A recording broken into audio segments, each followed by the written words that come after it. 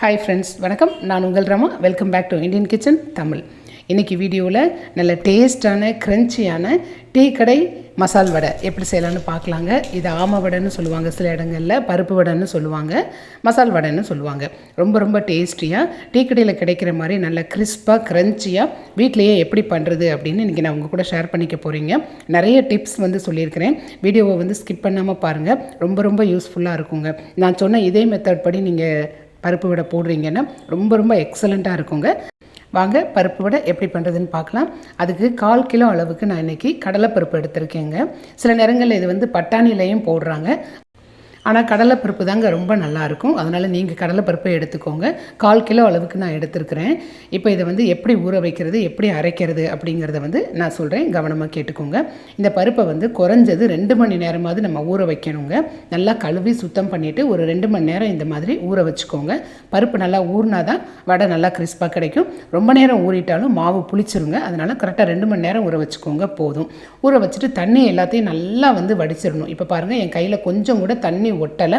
பருப்பை நம்ம அப்படி தொட்டு பார்க்குறப்ப இந்த அளவுக்கு தண்ணியை ஃபுல்லாக நம்ம வடிச்சிட்டு அதுக்கப்புறம் தான் மிக்சியில் போடணும். இப்போ ஒரு மிக்சி ஜாரில் 4 பெரிய பல்லு பூண்டு எடுத்துக்கோங்க. அது கூட 2 துண்டு இஞ்சி எடுத்துக்கோங்க. இப்போ இதை கொரகொரப்பாக அரைச்சிருங்க. இந்த மாதிரி அரைச்சிக்கோங்க, தோலோடய அரைச்சிக்கோங்க, அதான் நல்லாயிருக்கும். இப்போ இது கூட நம்ம எடுத்து வச்சுருந்த பருப்பு எல்லாத்தையும் சேர்த்துருங்க. சேர்த்துட்டு இதை நம்ம இப்போ கொரகொரப்பாக அரைக்கணுங்க. இப்போ பாருங்கள், கொஞ்சமாக பருப்பு இந்த மாதிரி பாத்திரத்துலேயே வச்சுருங்க. இது நமக்கு கொஞ்சம் தேவைப்படுங்க. ஏன்னா கடைசியில் மாவோடு நம்ம இதை கலந்துக்கிடணும். இப்போ பாருங்கள், அரைச்ச மாவு எப்படின்னு நான் சொல்கிறேன். இங்கே பார்த்தீங்கன்னா உங்களுக்கு நல்லா தெரியும் வீடியோவில். நல்லா பொலன்னு உதிரியாக இருக்கணும். அதாவது நம்ம புட்டெல்லாம் செய்கிறப்ப மாவு இருக்கும் பார்த்தீங்களா, அந்த மாதிரி இருக்கணுங்க. அது பார்த்துக்கோங்க. 1 டேபிள் ஸ்பூன் அளவுக்கு பெருஞ்சீரகம், 1 டேபிள் ஸ்பூன் அளவுக்கு சீரகம் சேர்த்துக்கோங்க. 4 பச்சை மிளகாய் இந்த மாதிரி சின்ன சின்னதாக வெட்டி அதையும் சேர்த்துக்கோங்க. கொஞ்சமாக கருவேப்பிலை சேர்த்துக்கோங்க வாசனைக்காக. இது கூடவேவும் பெருங்காயத்தூள் கொஞ்சம் சேர்த்துக்கோங்க, பருப்பு வடை அப்படிங்கிறதுனால. இது கூடவேவும் ஒரு பெரிய வெங்காயம் இந்த மாதிரி சின்ன சின்னதாக வெட்டி அதையும் சேர்த்துக்கோங்க. வெங்காயம் சேர்க்கறதுக்கு முன்னாடி கைகளால் இந்த மாதிரி நல்லா அழுத்தி பிசைஞ்சிட்டு சேருங்க. அப்போ வெங்காயம் நல்லா உதிரியாக ஆயிரும். வடை நம்மளுக்கு நல்லா கிறிஸ்பாகவும் சாப்பிட்றதுக்கு நல்லாவும் இருக்குங்க. இதை கண்டிப்பாக மறக்காமல் செஞ்சுருங்க. இப்போ வெங்காயத்தை நம்ம நல்லா உதுத்தாச்சு. இப்போ இந்த மாவோட கலந்துடலாம். கலந்துட்டு தேவையான அளவு உப்பு சேர்த்துக்கோங்க. பொதுவாக எண்ணெய் பலகாரங்கள் எல்லாத்துக்குமே உப்பு கொஞ்சம் கம்மியாக தாங்க சேர்க்கணும். அப்போ தான் எண்ணெயில் நம்ம போட்டு எடுக்கிறப்ப சரியாக இருக்குங்க. இப்போ இது எல்லாத்தையும் ஒன்று போல் நல்லா பிசைஞ்சுக்கோங்க. அடியிலே கொஞ்சம் முழு பருப்பு இருந்துச்சு, அது வெங்காயம் கருவேப்பிலை எல்லாத்தையும் நல்லா இந்த மாதிரி கலந்து விட்டுருங்க. நல்லா கலந்ததுக்கப்புறமா உருட்டுறதுக்கு இந்த மாதிரி நல்லா உருண்டு வரணுங்க. அப்போ நம்ம சரியான பதத்தில் மாவு அரைச்சிருக்கோன்னு அர்த்தங்க. பார்த்துக்கோங்க, இந்த மாதிரி இருக்கணும். நீங்கள் மாவு அரைக்கிறப்ப கொஞ்சம் கூட தண்ணி சேர்க்கக்கூடாதுங்க. தண்ணி சேர்க்காமல் இருந்தால் தான் இந்த மாதிரி பதத்துக்கு நமக்கு மாவு கிடைக்கும். இந்த மாதிரி நம்ம ஈஸியாக தட்ட முடியும். வடையும் நல்லா க்ரன்ச்சியாக கிறிஸ்பாக நம்மளுக்கு கிடைக்குங்க. இப்போ இந்த மாதிரி தடிமண்ணில் நம்ம தட்டி போட்டுக்கிடணும். இப்போ இந்த மாவு எல்லாத்தையுமே நான் சின்ன சின்ன உருண்டைகளாக இந்த மாதிரி உருட்டி வச்சுக்கிட்டேன். அப்போ தான் எண்ணெய் காஞ்ச உடனே நம்மளுக்கு தட்டி போடுறதுக்கு ஈஸியாக இருக்குங்க. அதனால் எல்லாத்தையும் இந்த மாதிரி உருட்டி வச்சுக்கோங்க. இப்போ பாருங்கள், எண்ணெய் நல்லா காஞ்சிருச்சு.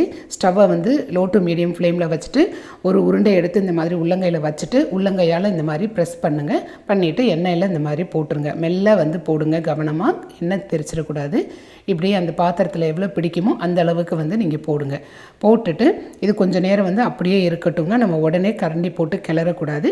கொஞ்சமாக கலர் மாறினதுக்கப்புறம் தாங்க நம்ம லேசாக திருப்பி விட்டு 2 பக்கமும் நல்லா வெந்ததுக்கப்புறமா நம்ம வடைகள் எல்லாம் எடுத்துடலாம். இப்போ இந்த வடை பொரிக்கிறப்ப பார்த்தீங்கன்னு சொன்னால் எண்ணெய் ரொம்ப சூடாகவும் இருக்கக்கூடாது, ரொம்ப சூடு இல்லாமல் இருக்கக்கூடாதுங்க. அது பார்த்துக்கோங்க.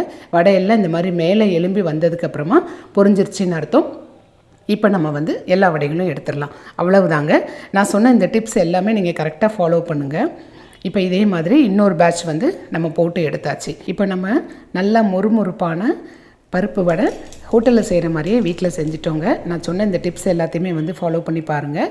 இப்போ பாருங்கள், நான் ஒரு வடையை பிச்சு காமிக்கிறேன். அவ்வளவு கிறிஸ்பாக இருந்துச்சு, அவ்வளவு க்ரன்ச்சியாகவும் இருந்துச்சு. வெங்காயத்தை நல்லா உதுத்துட்டு போடுங்க. மாவு அரைக்கிறப்ப கொஞ்சம் கூட தண்ணி இருக்கக்கூடாதுங்க. நல்லா கொரகொரப்பாக அரைச்சிக்கோங்க. சூடு ஏற்றிட்டு நல்லா கம்மி பண்ணிவிட்டு அதுக்கப்புறம் வடைகளை போட ஆரம்பிங்க. மாவு அரைக்கிறதும் ரொம்ப கொரகொரப்பாக அரைக்கணுங்க. அப்போ தான் கிறிஸ்பாக இருக்கும். இது எல்லாத்துக்கும் மேலே வடை போட்டதுக்கப்புறமா மூடி வைக்கக்கூடாது, அப்படியே வச்சுருக்கணுங்க. மூடி வச்சிங்கன்னா பாத்திரத்தில் வந்து மூடி நல்லா வேர்த்து வடை அப்படி ஒரு மாதிரி நமத்து போயிருங்க. ஸோ இந்த டிப்ஸ் எல்லாத்தையுமே கவனமாக வச்சுக்கோங்க. சூப்பர் டேஸ்ட்டான ஹோட்டல் ஸ்டைல் பருப்பு வடை நம்ம வீட்டிலே தயார் பண்ணிடலாம். இதே மாதிரி டேஸ்டி அண்ட் சிம்பிள் ரெசிபீஸுக்கு இந்தியன் கிச்சன் தமிழ் சேனலை சப்ஸ்கிரைப் பண்ணிக்கோங்க. தேங்க்ஸ் ஃபார் வாட்சிங்.